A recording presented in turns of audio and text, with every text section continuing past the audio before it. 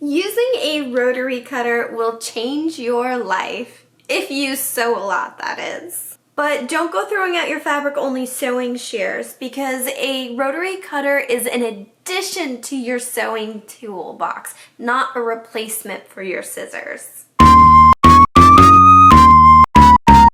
A rotary cutter is a circular cutting blade and you can get replacements for them. You can replace your rotary cutting blade by releasing the screw from the back and removing it from the front.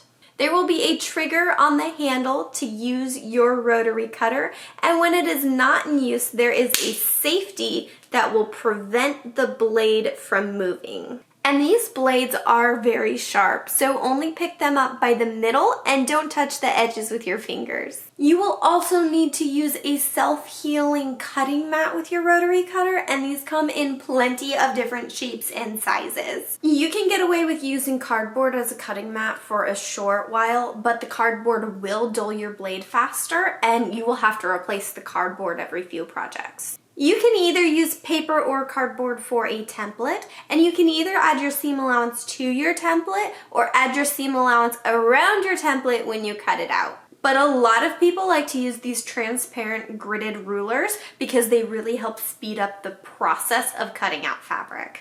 And while rotary cutters are useful for garment making, I actually have a quilt to cut out today. So I'm going to show you how to use a rotary cutter by cutting out a quilt. Fold your fabric however many times you wish and line both your selvage and your folded edges up with your cutting mat. Then square off the edges of your fabric. Then you can use your template or your ruler to cut out your shapes. Press down hard for nice clean lines. You can use a rotary cutter for a single piece of fabric, or you can double, triple fold your fabric up into multiple layers. And I always cut out a few extra pieces to account for mistakes. Rotary cutters are also perfect for strip piecing or making intricate shapes. And that is how you use a rotary cutter. It took me 5 hours to cut out this sunflower quilt with a pair of scissors.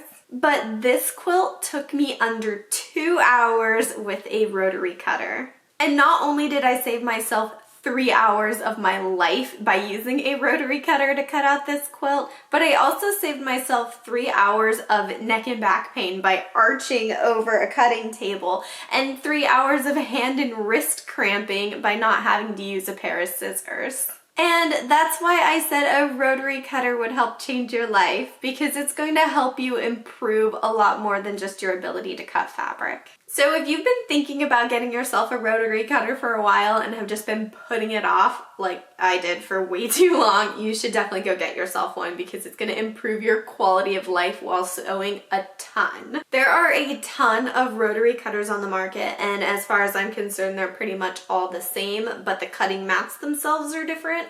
If you want to go for a more budget option, you can probably get a kit just like I did that includes your mat, your ruler, and your rotary cutter.